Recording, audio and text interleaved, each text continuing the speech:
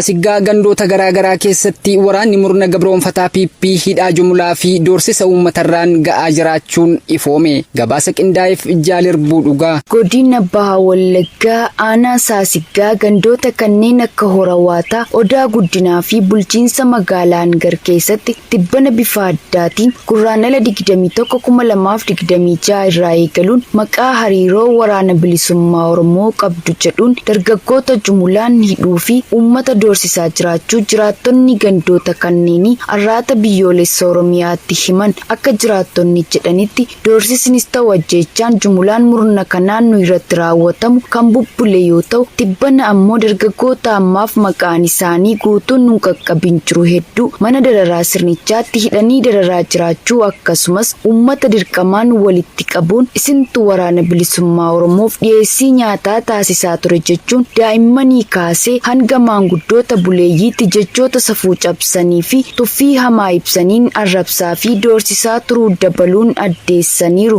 Akka guutummaa aanichaatti ammeenyummaan murna maafiyaa PP daran jabaachuun tibba darbe dargaggoota baay'inaan 250 ol ta'an guyyaa gabaa irra magaalaa Hangar keessatti dirqamaan qabuun konkolaataa 2 gara mooraa waraana Impaayireetiitti fe'anii deemuu isiniif gabaasnee turuun keenya kan yaadatamu yoo ta'u, akka guutummaa Oromiyaatti dabni sirna kanaan ilmaan Oromoo irratti raawwatamaa turee fi jiru bineensa bosonaafillee waan hin malle ta'uun haqa hin haalamneedha. Aanaa Baddannootti jaleewwan biltsiginnaa filannoo sobaa geggeessuuf hawaasa dararaa jiraachuun himame. Jaalamartii Oromoo waan qindeeffatte qabdi. Godina Baha Harargee aanaa Baddannoo Araddaa Gooroo Wadoo keessatti ergamtoonni Impaayireetiitti umurii dheeressuuf tattaafatan guraandhala 22/2026 haal duree filannoo sobaa Impaayireetiin bara kana geggeessitu mijeeffachuuf hawaasa walga'ii baasanii haasawaa sobaan gowwomsuu fi itti dachaa turuu jiraattonni araddichaa dubbisne arraata biyyoolessa Oromiyaatti himan. Akka jiraattonni ONM'f himanitti jaleewwan biltsiginnaa nu malee paartii biraa hin filatinaa, nu filadhaa, nuti hooggansa jijjiiramaati, namni qamadii hin filanne farra misoomaa fi nageenyaati jechuun hawaasa walga'ii baasanii akka waan paartiin biraa jirutti doorsisaa turuu himameera. Murni garboonfataa PP sirna bulchiinsa Impaayireetii tursiisuuf afaaniin diimokiraasii dhaadhessaa paartii morkattootaa halaalatti ofirraa dhiibee filannoo qofaa maqaa dhoofsisuuf filannoo sobaan uummata Impaayireetii burjaajessaa jira. Aanaa Jaardagaa Jaartee keessatti finxaaleeyyiin Amaaraa qonnaan bulaa Oromoo tokko ukkaamsuun qarshii guddaa gaafatan. Dabalata isaaf jaaleeran gameessaa. Godina Horroo Guduruu Wallaggaa aanaa Jaardagaa Jaartee ganda Jaanjimar jedhamu keessaa gurraandhala 20/2026 hidhattoonni Amaaraa maqaa faannoo jedhuun of waaman qonnaan bulaa Oromoo maqaan isaa Boonsaa Gammachuu jedhamu mana jireenyaa isaa deemuun ukkaamsanii erga deemaniin booda qarshii miliyoona 1 gaafachuun dararaa jiraachuu maddeen arraata biyyoolessa Oromiyaatti himanii jiru. Qonnaan bulaan kun harka qalleessa ofiifuu jireenya harkaa gara afaan jiraatu yoo ta'u, qarshii humnaa olii gaafatame kanas kaffaluu waan hin dandeenyeef maatiin isaa yaaddoo hamaa keessa jiraachuu maddeen itti dabaluun eeranii jiru. Hidhattoonni Amaaraa kunneen deeggarsa murna biltsiginnaa yeroo adda addaatti daangaa Oromiyaa cabsanii seenuun kutaalee Oromiyaa bakkeewwan garaagaraa keessa meeshaa maleeyyii ilmaan Oromoo irratti duguuggaa sanyii raawwachaa kan jiran ta'uun ni beekama. Aanaa Haroo Sabbuu keessatti waraanni gabroonfataa PP dargaggoo tokko haala suukanneessaadhaan ajjeesuun dhaga'ame. Guutuu gabaasichaaf Jaalbooree Addunyaa. Godina Qellem Wallaggaa aanaa Haroo Sabbuu ganda Jaajjoo Akaakil keessatti guraandhala 23/2026 waraanni murna maafiyaa PP dargaggoo tokko yakka tokko malee maqaa dharaa atti deeggaraa waraana bilisummaa Oromootti jedhutti moggaasuun ajjeesanii gatuu jiraattonni bakkichaa arraata biyyoolessa Oromiyaaf addeessanii jiru. Akka jiraattonni jedhanitti dargaggoo maqaan isaa Takkaaleenyi Mangashaa jedhamu badii dalagee osoo hin qabaanne murni badii dhiiga qulqulluu dhangalaasuu fi gara jabinaan ilmaan Oromoo ajjeesuun bartee isaaniif ta'e waraanni sirna bulchiinsa biltsiginnaa rasaasaan rukutanii ajjeesuu dubbattu. Ola deemaa kichuutti muranii maatiitti gadda aguugan kan jiran jiraattonni doorsisaa fi dararaan akkaanichaatti dargaggoota irra ga'aa jirus salphaa kan taane dabaluun ifoomsanii jiru. Humni biltsiginnaa ergamtoota dantaa mataa isaaniif qofa jiraatan summii jibbaa itti biifuun uummata isaaniitti akka garaa jabaataniif ammeenyummaa daran amaatee shaakalchiisuun golee Oromiyaa cufa keessa bobbaasee saamicha dararaa doorsisaa fi ajjechaa uummata Oromoo irratti raawwachiisaa jiraachuun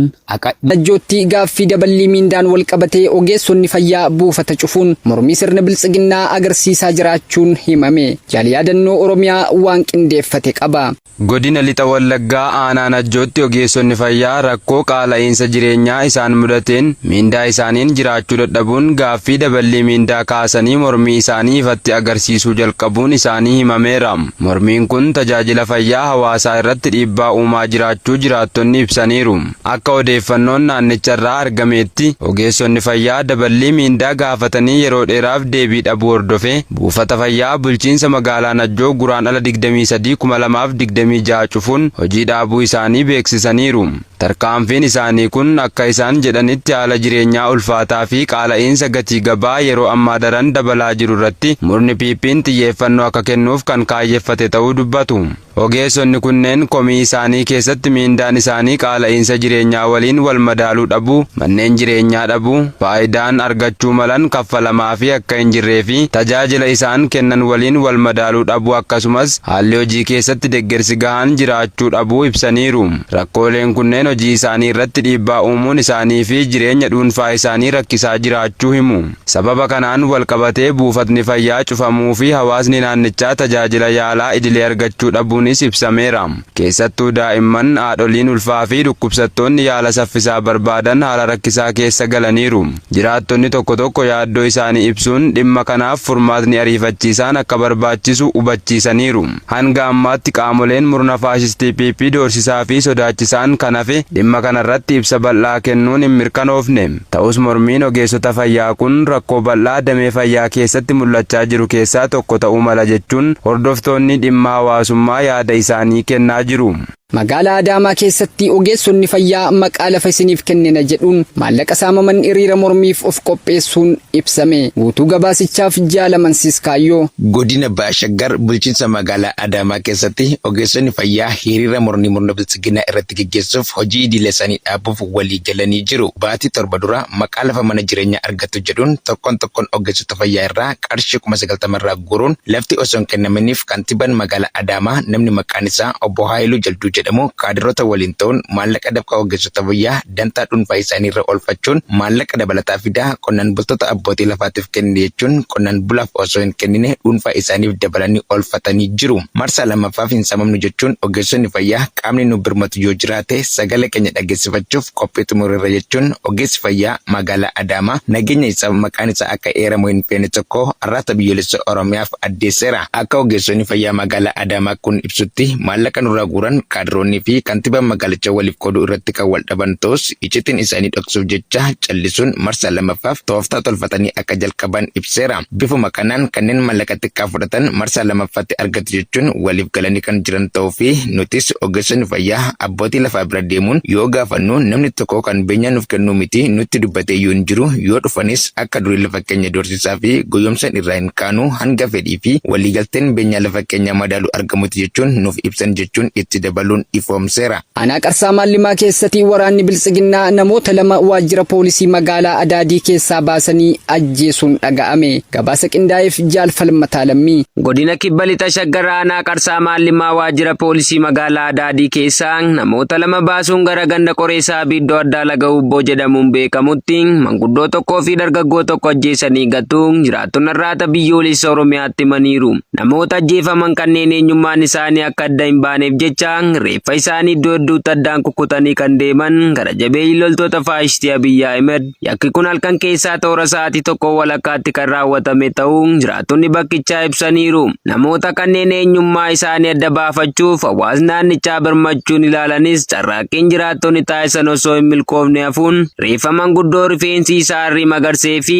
dargaggoo rifeensa isaa jala muratee jiru ta'uu erga mirkaneessanii booda lamaan isaanii walitti qabuun sirna awwaalchaa taasisanii jiru. Murni maqaa Oromummaatiin daldalu biltsiginnaan yakka mirga namoomaa dhala namaaf hin mallee uummata Oromoo irratti raawwachaa jiruun uummanni Oromoo sababa Oromummaa qofaan yakkamuun sadarkaa reeffii isaa kabajaan bineensa bosonaa hanqachuun addaan ciccitee walitti guuramee maatii malee sirni awwaalcha isaa raawwatamaa jiraachuu keessatti kan argamu yoo ta'u kanneen maatii fi firoonni reeffa isaanii gatii rasaasa loltoonni biltsiginnaa ittiin ajjeesan kaffaluun fudhachaa jiranis hedduudha. Bineensichi dhiiga uummata Oromoo dhuga hin quufne Abiyyi Ahmed dhumaa maatiin uummata Oromoo homaa tokkotti fakkaachuu dhabuun filannoo sobaatiif miidiyaan kaadirootaa fi faarsee bultoota walitti qabuun dibbee dharaa tumsiisaa jira. Aanaa dugdaa keessatti waraanni biltsiginnaa manneen jiraattotaa irra deemanii duula filannoof waltajjii dirqamaa baasuun dhaga'ame. Dabalata isaaf jaal kennaa sabaa.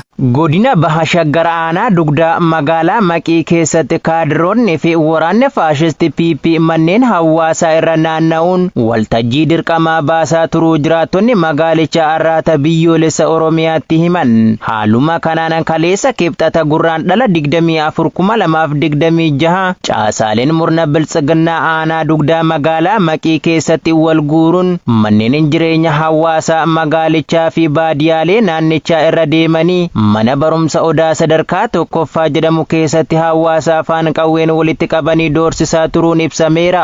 Kaayyoon waltajjichaas filannoo sobaa fi hirmaannaa uummataa hin qabne kan fuuldura kanatti murni biltsiginnaa ofiin dorgome injifachuuf jiru dhugoomfachuuf jecha akka waan filannoo walabaa fi haqa qabeessa ta'etti hawaasa dirqamsiisuunii fi akka waan paartileen mormitoota dorgommiif isa cinatti dhiyaatanitti fakkeessee tirgaa siyaasaa poolitikaal gambeelee uummata irratti hojjechaa jira. Murni biltsiginnaa afaan dirree dimokiraasii babal'ifne mormitootni karaa nagaan qabsoo isaanii akka geggeessan taasifneerra jedhe afaan damma dibachuun miidiyaa irratti bahee of dhaadessuus dhugaan lafarra jiru garuu miseensonni paartilee mormitootaa bakkoota maratti qabamanii hidhamuu achi buutee dhabamsiifamuu ajjeefamanii dirree balfaa irratti gatamaa jiraachuu taatee aanaa dugdaa magaalaa Maqii keessatti jaalbattee urgeessaa irratti raawwate yaadachuu qofti ga'aadha. keessatti balaa konkolaataatiin lubbuun namoota 16 darbe keessatti daa'imman akka argaman ibsame. Bal'ina isaaf jaalwabii biyyaa. Kibba Yaman keessatti walitti bu'insa toobisii fi konkolaataa fe'umsaa gidduutti mudateen dubartootaa fi daa'imman 8 dabalatee yoo xiqqate namoonni 16 du'uu aangaa'onni naannichaa beeksisaniiru. Balaan kun kan mudate naannoo Laamar aanaa Almaafad daandii geejjibaa ijoo bulchiinsa Bayyaanii fi Shabawaa walitti hidhuurratti akka ta'e aangaa'onni kaleessaa ibsaniiru. Dhiibbaan konkolaattota lamaan kun balaa ibiddaa hamaa otoobisii xiqqaa kana liqimseen imaltoota keessaa namni lubbuun hafe tokkollee akka hin jirre dhaabbati oduu Turkii Anadooluun gabaaseera. Dhaabbanni oduu Rootersii ibsa qondaaltonni nageenyaa baasan wabeeffachuun balaan kun bu'aa qaxxaamuraa balaafamaa daandii irratti sirriitti darbuu dhabuu irraa kan madde jechuun otoobisii gaazii akka bobaatti fayyadamuun ibidda battala uumeen namoonni keessa jiran hundi akka gubatan taasiseera jedheera. Balaan kibxata kaleessaa kun waggoota dhiyoositti Yemen keessatti balaa tiraafikaa lubbuu namaa galaafate keessaa isa lammaffaa yoo ta'u bara 2026 hangammaatti isa hamaa ta'eera. Bara darbee naannoo Abayyaan daandii gaara balaafamaa irratti balaa suukanneessaan mudateen lubbuun namoota 17 darbeera. Yemen bara 2014 irraa eegalee jeequmsaa fi tasgabbii dhabuun kan raafamte yoo ta'u yeroo sanatti Huutiin magaalaa guddoo sanaa dabalatee kutaa biyyattii hedduu qabatanii turan jechuun Aljeeziraan gabaaseera.